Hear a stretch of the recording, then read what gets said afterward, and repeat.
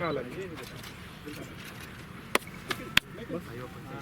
है जी भाई फोटो एक थैंक यू। आ जाओ भाई यार कैमरा कर रही है ठीक है वाह जी वाह और बढ़िया भाई सोमा के उस फील्ड पर नंबर कर रहे हैं जहां पे उन्होंने अपने कैरियर की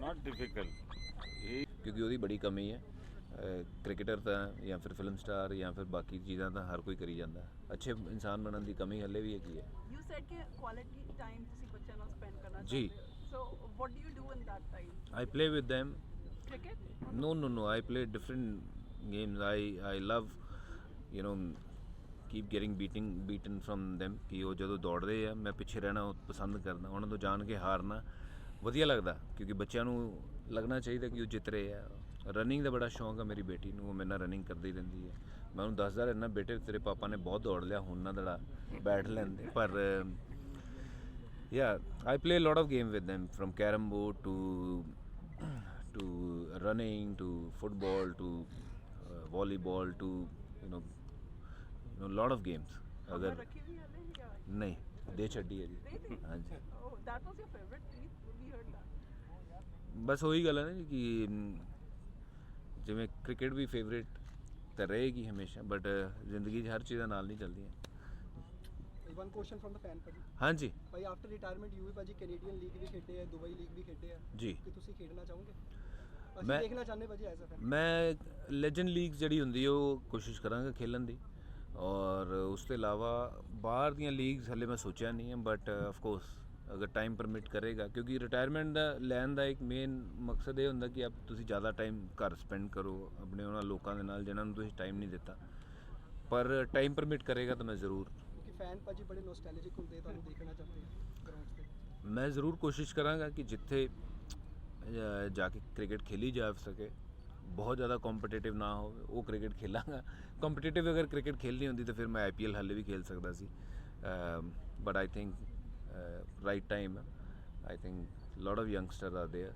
ਉਹਨਾਂ ਨੂੰ ਖੇਲਣਾ ਚਾਹੀਦਾ ਹਾਲੇ ਕਿ ਰਿਟਾਇਰਮੈਂਟ ਮੈਂ ਕਾਫੀ ਲੇਟ ਲੈ ਰਿਹਾ ਮੈਨੂੰ ਲੱਗਦਾ 3-4 ਸਾਲ ਪਹਿਲਾਂ ਲੈਣੀ ਚਾਹੀਦੀ ਸੀ ਬਟ ਆਈ ਡੋਂਟ ਨੋ ਕਿਉਂ ਇੰਨਾ ਲੇਟ ਹੋ ਗਿਆ ਥੈਂਕ ਯੂ ਕੁਝ ਮੇਰੇ ਕੋਚ ਸਾਹਿਬ ਨੂੰ ਭਾਜੀ ਉਹਨਾਂ ਨੂੰ ਚਲੋ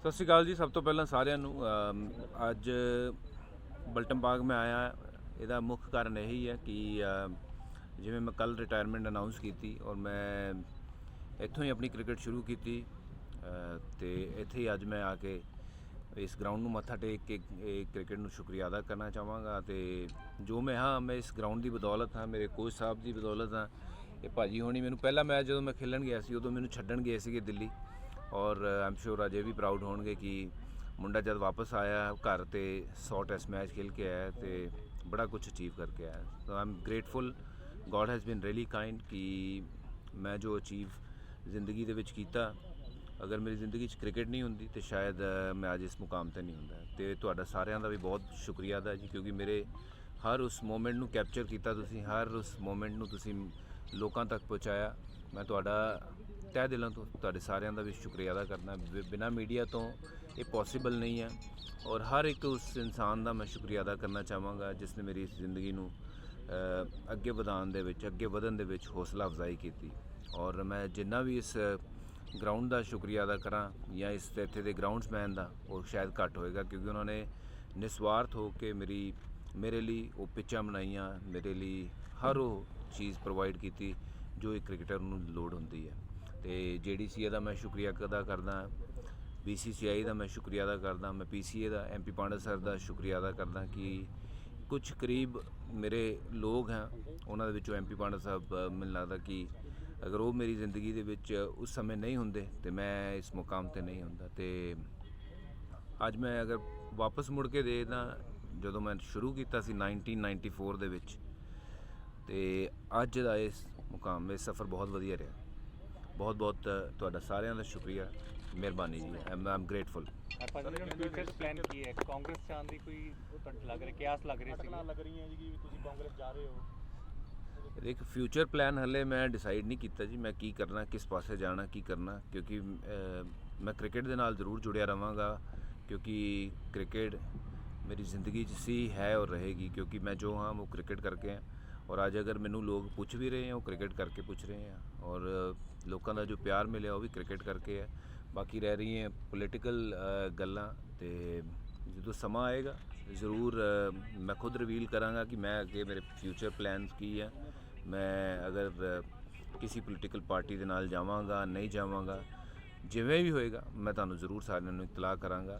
और मैं अगर उस पासे जाना भी है, I would still need your support and guidance going forward, and I am sure कि तुसी हमेशा मेरे नाल चलदे मतलब रहो। इनकार नहीं करते कि Assembly जाओगे। elections होएगा, जो भी होएगा, जो political ਤੁਹਾਡਾ ਹੈ, if your political career is going to start, will it start in this election? I don't know, मैं टू बी ऑनेस्ट मैं कुछ सोचा नहीं इस बारे। I do have offers from different parties to join them, but I have to sit and of course think very wisely, क्योंकि this is not gonna be a small sort of decision कि चलो ये join कर लेने हैं, because it's a very demanding job. और मैं नहीं चाहांगा कि मैं कोई भी काम करा तो हाफ हार्टेड करा। ਜਿਹੜਾ भी मैं काम करना चाहांगा वो जब तक ਉਹਦੇ ਲਈ मैं पूरी तरह प्रिपेयर नहीं है, मैं उस पासे नहीं जावांगा। जिस दिन मैनू लगेगा कि मैं पूरा प्रिपेयर्ड हाँ किसी भी पार्टी नू या किसी भी तरीके नाल काम करने ਲਈ, चाहे वो कोचिंग भी है, तो मैं ज़रूर ਤਾਂ ही उस पासे में जावांगा। हले तक मैं कुछ सोचा नहीं है। whenever I'll think about it, we'll all get together like this, and obviously we'll celebrate, and of course we'll take things forward also. Can you reveal ਕਿ ਨਵਜੋਤ ਸਿੱਧੂ ਉਹਨਾਂ ਨੇ ਤੁਹਾਨੂੰ ਕੀ ਆਫਰ ਦਿੱਤੀ ਸੀ when you met last? ਨਹੀਂ, ਮੈਂ ਉਹਨਾਂ ਨਾਲ casual ਇੱਕ ਮੀਟਿੰਗ ਸੀ, ਮੈਂ ਚੰਡੀਗੜ੍ਹ ਸੀ, ਉਹ ਵੀ ਚੰਡੀਗੜ੍ਹ ਸੀ, ਮੈਂ ਉਹਨਾਂ ਨੂੰ ਬਤੌਰ ਕ੍ਰਿਕਟਰ ਮਿਲਿਆ ਸੀ। ਓਬਵੀਅਸਲੀ ਮੇਰੇ ਹੋਰ ਵੀ ਬੜੇ ਜਾਣਕਾਰ ਆ, ਚਾਹੇ ਉਹ ਬੀਜੇਪੀ ਪਾਰਟੀ ਹੋਵੇ ਜਾਂ ਫਿਰ ਕਾਂਗਰਸ ਪਾਰਟੀ ਹੋਵੇ, ਆਪ ਹੋਵੇ, ਸਾਰੀ ਪਾਰਟੀਜ਼ ਦੇ ਜਿਹੜੇ ਲੋਕ ਹੈ ਮੇਰੇ ਜਾਣਕਾਰ ਹੈਗੇ ਆ। ਬਟ ਅੱਜ ਕੱਲ੍ਹ ਕਿਉਂਕਿ ਚੁਣਾਵ ਦਾ ਸਮੇਂ ਹੈ, ਜਿਹਦੇ ਨਾਲ ਫੋਟੋ ਖਿੱਚੀ ਜਾਏਗੀ ਲੱਗੇਗਾ ਕਿ ਮੈਂ ਉਸ ਪਾਸੇ ਜਾ ਰਿਹਾ, ਪਰ ਮੈਂ ਤੁਹਾਨੂੰ ਫਿਰ ਕਹਿ ਰਿਹਾ ਕਿ ਜਿਸ ਪਾਸੇ ਵੀ ਮੈਂ ਜਾਵਾਂਗਾ, ਅਗਰ ਗਿਆ ਤੇ ਤੁਹਾਨੂੰ ਦੱਸ ਕੇ ਜਾਵਾਂਗਾ, ਕਿਉਂਕਿ ਉਹਦੇ ਵਿੱਚ ਕੋਈ ਲੁਕਾਉਣ ਵਾਲੀ ਗੱਲ ਨਹੀਂ ਹੈ, ਕਿਉਂਕਿ ਲੁੱਕ ਕੇ ਕੋਈ ਕੰਮ ਨਹੀਂ ਹੁੰਦਾ। ਔਰ ਅਗਰ ਮੈਂ ਕੋਈ ਕੰਮ ਕਰਾਂਗਾ ਖੁੱਲ੍ਹੇਆਮ ਕਰਾਂਗਾ, ਔਰ ਮੈਂ ਉਹ ਤਦ ਹੀ ਕਰਾਂਗਾ ਜਦੋਂ ਮੈਨੂੰ ਲੱਗਦਾ ਕਿ ਮੈਂ 100% ਉਸ ਕੰਮ ਲਈ ਕਮਿਟਡ ਹੋ ਕੇ ਕੰਮ ਕਰ ਸਕਦਾ। ਪੰਜਾਬ ਦੀ ਰਾਜਨੀਤੀ ਬਾਰੇ ਕੀ ਤੁਸੀਂ ਕਹਿਣਾ ਚਾਹੋਗੇ, ਜਿਹੜਾ ਮਾਹੌਲ ਚੱਲਦਾ ਪਿਆ? ਦੇਖੋ ਜੀ, ਰਾਜਨੀਤੀ ਬੜਾ ਵੱਡਾ ਸਬਜੈਕਟ ਹੈ, ਉਹਦੇ ਬਾਰੇ ਹਰ ਰੋਜ਼ ਨਵੀਂ ਚੀਜ਼ਾਂ ਹੋ ਰਹੀਆਂ, ਤੇ ਮੈਂ ਹਲੇ ਫਿਲਹਾਲ ਰਾਜਨੀਤੀ ਦੇ ਵਿੱਚ ਨਹੀਂ ਹੈ। I'll rather stick to what I'm good at, which is cricket। ਹੁਣ ਤਾਂ ਮੈਂ ਉਹ ਵੀ ਛੱਡ ਦਿੱਤੀ ਹੈ, ਬਟ ਰਾਜਨੀਤੀ ਬਾਰੇ ਮੈਨੂੰ ਹਲੇ ਤੁਸੀਂ ਨਾ ਪੁੱਛੋ ਤਾਂ ਜ਼ਿਆਦਾ ਬੈਟਰ, ਕਿਉਂਕਿ ਮੈਨੂੰ ਜ਼ਿਆਦਾ ਮੈਂ ਰਾਜਨੀਤੀ ਬਾਰੇ ਗੱਲ ਹਲੇ ਕਰਨਾ ਨਹੀਂ। ਮਾਹੌਲ ਇਦਾਂ ਦਾ ਚੱਲਦਾ ਪਿਆ ਨਾ, ਜੇ ਰਾਜਨੀਤੀ 'ਚ ਨਹੀਂ ਜਾਣਾ ਤੇ ਫਿਰ ਅੱਗੇ ਕੀ ਪਲਾਨ ਹੈ, ਕੀ ਫਿਊਚਰ ਪਲਾਨ ਹੈ? ਕ੍ਰਿਕਟ ਦੇ ਵਿੱਚ ਬੜਾ ਕੁਛ ਹੈ ਜੀ। I have got a couple of offers from IPL teams ਕਿ to join them as mentor ਕਰ ਸਕਦਾ, ਕਮੈਂਟਰੀ ਕਰ ਸਕਦਾ। I can spend a lot of time with my family, which is more precious than working anywhere else। ਪਿਛਲੇ 20 ਸਾਲਾਂ ਤੋਂ ਮੈਂ ਆਪਣੇ ਘਰਦਿਆਂ ਨੂੰ ਟਾਈਮ ਨਹੀਂ ਦਿੱਤਾ ਹੈਗਾ। ਆਈ ਥਿੰਕ ਸਭ ਤੋਂ ਜਿਹੜੀ ਵਧੀਆ ਚੀਜ਼ ਇਹ ਹੋ ਸਕਦੀ ਕਿ I look forward to spend a lot of time with my family at home and with my friends। You know, I've never seen them from last 25 years। I've not met them properly, so this is my time to catch up with all of them। ਔਰ ਉਸ ਤੋਂ ਇਲਾਵਾ ਜ਼ਿੰਦਗੀ ਦੇ ਵਿੱਚ ਬੜੀਆਂ ਚੀਜ਼ਾਂ ਐਸੀਆਂ, ਬੜੀਆਂ ਓਪਰਚੁਨਿਟੀਜ਼ ਹੈ ਜਿੱਥੇ ਮੈਂ ਕੋਈ ਵੀ ਕੰਮ ਕਰ ਸਕਦਾ ਹੈਗਾ, ਫਿਲਮ ਕਰ ਸਕਦਾ ਹੈਗਾ, ਮਿਊਜ਼ਿਕ ਕਰ ਸਕਦਾ ਹੈਗਾ। ਸੋ ਥੋੜਾ ਬਹੁਤ ਆਲਰੇਡੀ ਸ਼ੁਰੂ ਹੋ ਗਿਆ ਸੀ ਜੀ, ਮੈਂ ਹਰ ਚੀਜ਼ ਉਹ ਕਰਨਾ ਚਾਹਾਂਗਾ, ਕਿਉਂਕਿ ਯੂ ਨੈਵਰ ਨੋ, ਜ਼ਿੰਦਗੀ ਇੱਕ ਵਾਰ ਮਿਲਦੀ ਹੈ, ਹਰ ਚੀਜ਼ ਕਰਕੇ ਦੇਖਣੀ ਚਾਹੀਦੀ ਹੈ। ਪਰ ਭਾਜੀ ਜੀ, ਪੰਜਾਬ ਦੇ ਬਹੁਤ ਸਾਰੇ ਵੱਡੇ ਮੁੱਦੇ ਹੈਗੇ ਨੇ ਜਿਹੜੇ ਅਜੇ ਤੱਕ ਹੱਲ ਨਹੀਂ ਹੋਏ। ਲੋਕ ਡਿਮਾਂਡ ਕਰਦੇ ਨੇ ਕਿ ਚੰਗੇ ਲੋਕਾਂ ਨੂੰ ਰਾਜਨੀਤੀ 'ਚ ਆਉਣਾ ਚਾਹੀਦਾ। ਜੀ। ਤੁਹਾਡੀ ਨਜ਼ਰ ਦੇ ਵਿੱਚ ਇਹੋ ਜਿਹੀ ਕਿਹੜੀ ਪਾਰਟੀ ਹੈਗੀ ਜਿਹੜੀ ਵਾਕਈ ਪੰਜਾਬ ਦਾ ਇਹ ਸੁਧਾਰ ਕਰ ਸਕਦੀ ਜਾਂ ਵੱਡੇ ਮੁੱਦੇ ਹੱਲ ਕਰ ਸਕਦੀ?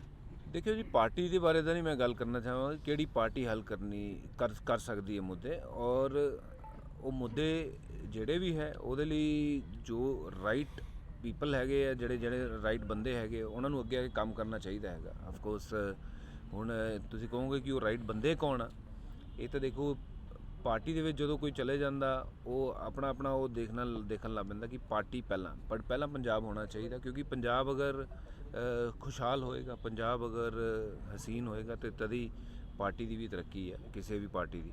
ਪਰ ਆਈ ਥਿੰਕ ਕਿ ਅਗਰ ਮੈਨੂੰ ਕਦੀ ਓਪਰਚੁਨਿਟੀ ਮਿਲੇਗੀ, ਅਗਰ ਮੈਨੂੰ ਕਦੀ ਐਸਾ ਮੌਕਾ ਮਿਲੇਗਾ ਜਦੋਂ ਮੈਨੂੰ ਲੱਗੇਗਾ ਕਿ ਮੈਂ ਕੁਝ ਚੇਂਜ ਲਿਆ ਸਕਦਾ ਜਾਂ ਕਰਨਾ ਚਾਹੀਦਾ, ਤਾਂ ਮੈਂ ਜ਼ਰੂਰ ਉਹ ਚੇਂਜ ਲਿਆਵਾਂਗਾ ਔਰ ਪਾਰਟੀ ਤੋਂ ਬਿਨਾਂ ਲਿਆਵਾਂਗਾ, ਬਿਨਾਂ ਪਾਰਟੀ ਦੀ ਸੋਚੇ ਕਿ ਪਾਰਟੀ ਨੂੰ ਕੀ ਲੱਗੇਗਾ। ਪਹਿਲਾਂ ਪੰਜਾਬ, ਪਹਿਲਾਂ ਹਿੰਦੁਸਤਾਨ, ਫਿਰ ਪਾਰਟੀ।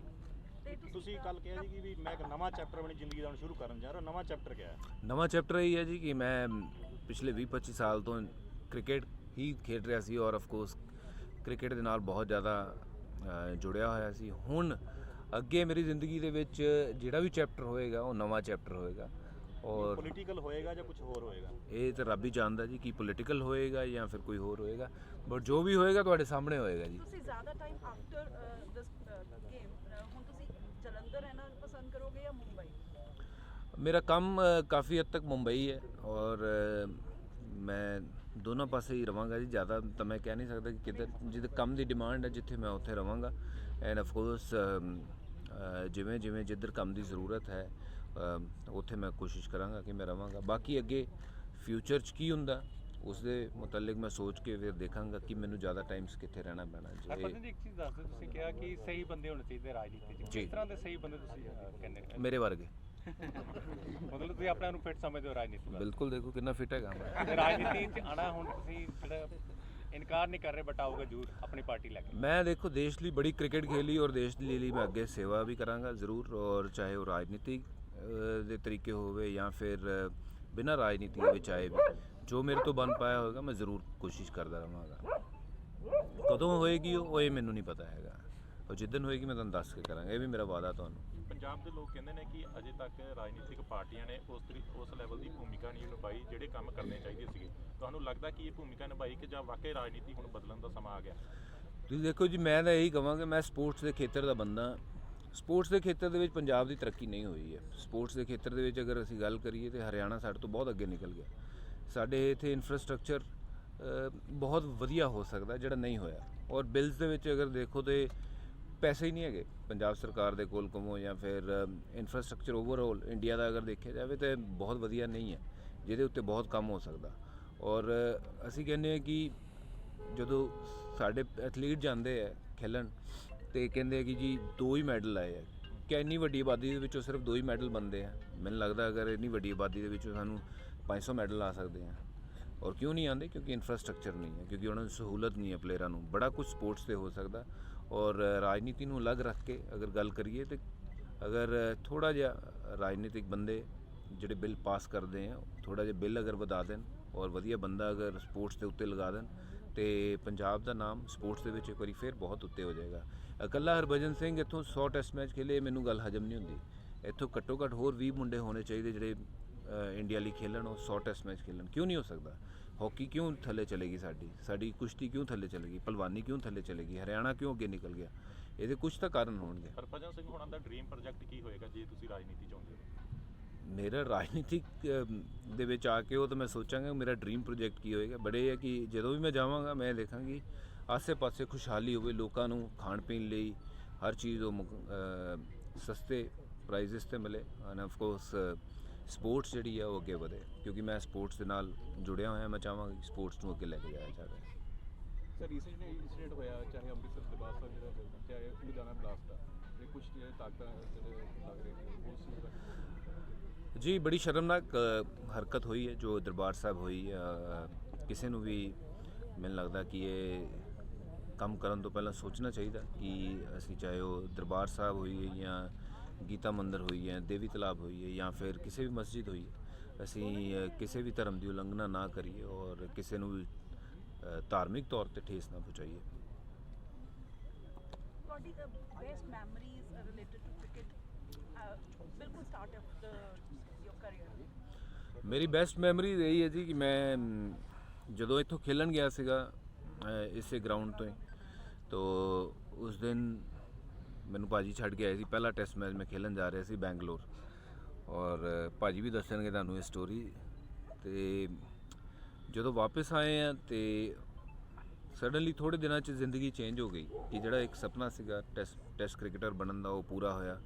ਮੇਰੇ ਕੋਚ ਸਾਹਿਬ ਇਹਨਾਂ ਨੇ ਜਿਹੜਾ ਸੁਪਨਾ ਦੇਖਿਆ ਸੀਗਾ ਉਹ ਪੂਰਾ ਹੋਇਆ। ਔਰ ਮੇਰੀ ਅਗਰ ਕ੍ਰਿਕਟ ਦੀ ਸਭ ਤੋਂ ਵੱਡੀ ਮੂਮੈਂਟ ਜਿਹੜੀ ਹੋਈ ਉਹ ਵਰਲਡ ਕੱਪ 2007 2011। ਪਰ ਇੰਡੀਵਿਜੂਅਲ ਅਗਰ ਗੱਲ ਕਰਾਂ ਤਾਂ ਮੈਂ ਉਹ ਜਦੋਂ ਹੈਟ੍ਰਿਕ ਲੱਤੀ ਆਸਟ੍ਰੇਲੀਆ ਦੇ ਨਾਲ, ਪਹਿਲਾ ਹਿੰਦੁਸਤਾਨ ਦਾ ਬੋਲਰ ਬਣਿਆ ਟੈਸਟ ਕ੍ਰਿਕਟ ਦੇ ਵਿੱਚ ਜਿਹਨੇ ਹੈਟ੍ਰਿਕ ਲਈ ਹੋਵੇ ਔਰ 32 ਵਿਕਟਾਂ ਦਾ ਰਿਕਾਰਡ ਜਿਹੜਾ ਅੱਜ ਵੀ ਕਾਇਮ ਹੈ 3 ਮੈਚਾਂ ਦੇ ਵਿੱਚ, ਉਹ ਮੇਰੇ ਲਈ ਬੜੇ ਯਾਦਗਾਰ ਪਲ ਹੈ। ਬਟ ਜਦੋਂ ਮੈਂ ਇੰਡੀਆ ਲਈ ਖੇਲਿਆ ਉਹ ਹਰ ਦਿਨ ਮੇਰੇ ਲਈ ਬੜਾ ਯਾਦਗਾਰ ਹੈ, ਕਿਉਂਕਿ ਕ੍ਰਿਕਟ ਇੱਕ ਐਸੀ ਚੀਜ਼ ਹੈ। ਹੁਣ ਮੈਂ ਪਿੱਛੇ ਮੁੜ ਕੇ ਦੇਖਦਾ ਕਿ ਆਈ ਵਿਸ਼ ਕਿ ਮੈਂ ਦੁਬਾਰਾ ਖੇਲ ਸਕਾਂ, ਬਟ ਹੁਣ ਮੇਰੀ ਬਾਡੀ ਸ਼ਾਇਦ ਉੱਦਾਂ ਅਲਾਉ ਨਹੀਂ ਕਰੇਗੀ ਕਿ ਮੈਂ ਉਨੀ ਫਿਟਨੈਸ ਦੇ ਨਾਲ ਖੇਲ ਸਕਾਂ।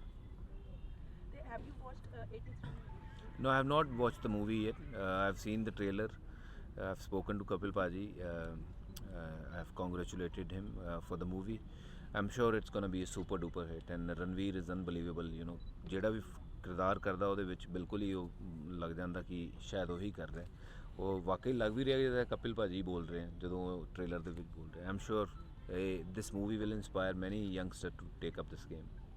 ਡੂ ਯੂ ਇੰਟੈਂਡ ਕਿ ਤੁਹਾਡੇ ਤੇ ਵੀ ਕੋਈ ਬਾਇਓਪਿਕ ਬਣੇ ਜਾਂ ਸਮਥਿੰਗ? ਮੇਰੇ ਤੇ ਜ਼ਰੂਰ ਬਾਇਓਪਿਕ ਤਾਂ ਮੈਨੂੰ ਪਤਾ ਨਹੀਂ, ਬਟ ਮੈਂ ਸੋਚ ਰਿਹਾ ਕਿ ਵੈਬ ਸੀਰੀਜ਼ ਜੋ ਹੈ ਉਹ ਬਣਾਈ ਜਾਵੇ, ਕਿਉਂਕਿ ਮੇਰੀ ਬੁੱਕ ਆਲਮੋਸਟ ਅਸੀਂ ਲਿਖ ਲਈ ਆ। It's on the Braj of coming out, ਔਰ ਜਦੋਂ ਇੱਕ ਵਾਰੀ ਬੁੱਕ ਬਾਹਰ ਆ ਜਾਏਗੀ ਤੇ ਮੈਂ ਜ਼ਰੂਰ ਚਾਹਾਂਗਾ ਕਿ ਉਸ 'ਤੇ ਬਾਇਓਪਿਕ ਨਹੀਂ, ਕਿਉਂਕਿ ਅੱਜ ਕੱਲ੍ਹ ਜ਼ਮਾਨਾ ਜਿਹੜਾ ਡਿਜੀਟਲ ਦਾ, ਉਹ ਮੈਂ ਚਾਹਾਂਗਾ ਘਰ ਘਰ ਬੈਠੇ ਬੰਦਾ ਜਿਹੜਾ ਆਪਣੇ ਫ਼ੋਨ 'ਤੇ ਵੀ ਦੇਖ ਸਕੇ। ਅਤੇ ਮੈਂ ਵੈਬ ਸੀਰੀਜ਼ ਜਿਹੜੀ ਹੈ ਅਸੀਂ ਉਹ ਪਲਾਨ ਕਰ ਰਹੇ ਹਾਂ। ਐਨੀ ਟਾਈਟਲ ਯੂ ਥੌਟ ਆਫ? ਮੇਰੇ ਬੁੱਕ ਦਾ ਟਾਈਟਲ ਹੈ ਜੀ ਦੂਸਰਾ ਚੈਪਟਰ। ਓਕੇ, ਦੂਸਰਾ ਚੈਪਟਰ ਦੂਸਰਾ ਇਜ਼ ਲਾਈਕ ਦੂਸਰਾ ਚੈਪਟਰ ਕਿਉਂਕਿ ਮੇਰੀ ਜ਼ਿੰਦਗੀ ਦੇ ਵਿੱਚ ਦੂਸਰਾ ਬਹੁਤ ਇੰਪੋਰਟੈਂਟ ਸੀ। ਜਦੋਂ ਮੈਂ ਕ੍ਰਿਕਟ ਵੀ ਖੇਲਿਆ, ਇੰਡੀਆ ਲਈ ਸਿਲੈਕਟ ਹੋਇਆ, ਤੇ ਕਿਉਂਕਿ ਸਕਲੈਨ ਮੁਸ਼ਤਾਕ ਉਹ ਬਾਲ ਕਰਦੇ ਹੁੰਦੇ ਸੀ ਜਿਹੜੀ ਆਫ ਸਪਿਨ ਦੇ ਹੁੰਦੇ ਬਾਹਰ ਚਲੇ ਜਾਂਦੀ, ਜਿਹਨੂੰ ਲੈਗ ਕੱਟ ਕਹਿੰਦੇ ਕ੍ਰਿਕਟ ਦੇ ਵਿੱਚ, ਪਰ ਉਹਨੂੰ ਦੂਸਰਾ ਕਿਹਾ ਜਾਂਦਾ। ਉਹਨੂੰ ਮੇਰੇ ਨਾਲ ਜੋੜ ਦਿੱਤਾ ਗਿਆ ਕਿ ਦੂਸਰਾ ਕੌਣ ਕਰਦਾ ਭੱਜੀ, ਔਰ ਇਸੇ ਲਈ ਉਹ ਮੇਰੀ ਜ਼ਿੰਦਗੀ ਦੇ ਨਾਲ ਦੂਸਰਾ ਜਿਹੜਾ ਸ਼ਬਦ ਹੈ ਇੰਨਾ ਵਧੀਆ ਜੁੜ ਗਿਆ। ਉਹਨੇ ਦੂਸਰਾ ਚੈਪਟਰ ਮੇਰੀ ਜ਼ਿੰਦਗੀ ਦਾ ਸ਼ੁਰੂ ਹੋ ਰਿਹਾ। ਬੁੱਕ ਦਾ ਨਾਮ ਵੀ ਇਸੇ ਲਈ ਦੂਸਰਾ ਚੈਪਟਰ, ਅਤੇ this is how it is. Terminator title ਤੁਹਾਨੂੰ ਕਿਹਨੇ ਦਿੱਤਾ ਸੀ? ਟਰਮੀਨੇਟਰ ਦਾ ਟਾਈਟਲ ਇਹ ਆਸਟ੍ਰੇਲੀਅਨ ਕੁਝ ਅਖਬਾਰਾਂ ਨੇ ਲਿਖਿਆ ਸੀ। ਟਰਮੀਨੇਟਰ ਇੱਕ ਫਿਲਮ ਆਈ ਸੀਗੀ, ਉਸ ਤੋਂ ਬਾਅਦ ਜਿੱਦਾਂ ਦੀ ਉਹ ਸੀਰੀਜ਼ ਹੋਈ, ਔਰ ਮੈਂ ਇਕੱਲੇ ਨੇ ਉਹ ਸੀਰੀਜ਼ ਦੇ ਵਿੱਚ ਅਗਰ 32 ਵਿਕਟਾਂ ਲਈਆਂ, ਔਰ ਦੂਸਰਾ second highest wicket taker Sachin Tendulkar ਸੀ 3 ਵਿਕਟਾਂ ਲੈ ਕੇ, ਅਤੇ ਉੱਥੇ ਆਸਟ੍ਰੇਲੀਅਨ ਅਖਬਾਰਾਂ ਦੇ ਵਿੱਚ ਛਪਿਆ ਸੀ ਕਿ ਟਰਮੀਨੇਟਰ ਸਟ੍ਰਾਈਕ, ਟਰਮੀਨੇਟਰ ਨੇ ਕੁਛ ਐਸੀਆਂ ਹੈਡਲਾਈਨ ਸੀਗੀਆਂ ਕਿ ਉਦੋਂ ਟਰਮੀਨੇਟਰ ਬਣਾ ਦਿੱਤਾ ਉਹਨਾਂ ਨੇ ਮੈਨੂੰ। ਐਂਡ एवरीवन इज आस्किंग ਕਿ ਸਾਈਮਨਸ ਨੇ ਤੁਹਾਨੂੰ ਕੀ ਕਿਹਾ ਸੀ ਉਸ ਦਿਨ? ਸਾਈਮਨ ਨੇ ਮੈਨੂੰ ਕੁਝ ਵੀ ਨਹੀਂ ਕਿਹਾ ਜੀ। ਉਹਨੂੰ ਲੱਗਿਆ ਕਿ ਮੈਂ ਉਹਨੂੰ ਮੰਕੀ ਕਿਹਾ, ਪਰ ਮੈਂ ਉਹਨੂੰ ਕਿਹਾ ਸੀ ਤੇਰੀ ਮਾਂ ਕੀ। ਹੁਣ ਮੈਨੂੰ ਅੰਗਰੇਜ਼ੀ ਨਹੀਂ ਆਉਂਦੀ ਸੀ, ਉਹਨੂੰ ਹਿੰਦੀ ਨਹੀਂ ਆਉਂਦੀ ਸੀ। ਹੁਣ ਜੇ ਉਹ ਗਾਲ ਕੱਢੇਗਾ ਅੰਗਰੇਜ਼ੀ 'ਚ ਕੱਢੇਗਾ, ਅਤੇ ਮੈਂ ਜੇ ਕੱਢਾਂਗਾ ਤਾਂ ਮੈਂ ਪੰਜਾਬੀ 'ਚ ਕੱਢਾਂਗਾ।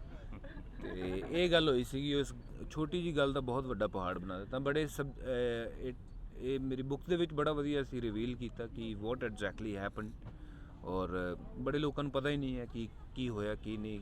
ਕਹਿ ਰਹੇ ਤਾਂ ਇੱਕ ਛੋਟਾ ਜਿਹਾ ਮੂਮੈਂਟ ਕੀ ਬੋਲਿਆ ਕੀ ਸੁਣਿਆ, ਬਟ ਉਸ ਤੋਂ ਇਲਾਵਾ ਜੋ ਮੇਰੇ 'ਤੇ ਬੀਤੀ ਜਾਂ ਉਸ 'ਤੇ ਬੀਤੀ ਉਹ ਸ਼ਾਇਦ ਕਿਸੇ ਨੂੰ ਨਹੀਂ ਪਤਾ, ਔਰ ਉਹ ਮੈਂ ਰਿਵੀਲ ਕੀਤਾ। ਬੜਾ ਅੱਛਾ ਚੈਪਟਰ ਹੈ ਮੇਰੀ ਬੁੱਕ ਦੇ ਵਿੱਚ। And who is writing for you?